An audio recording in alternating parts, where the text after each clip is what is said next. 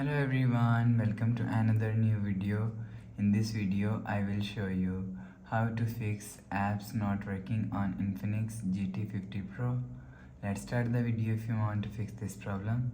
So restart mobile, just click and hold side power button and click on this restart icon.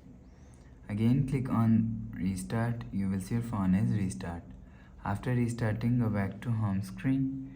You will see your problem is solved. But if it not solved, if you want to fix this problem, so check your internet connection. Internet connection is worked properly. Go back to home screen. You will see your problem is solved.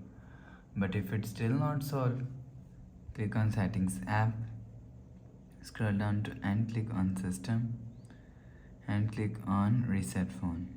Click on reset all settings. Click on reset. Enter phone pin. Click on this icon, you will see your problem is solved.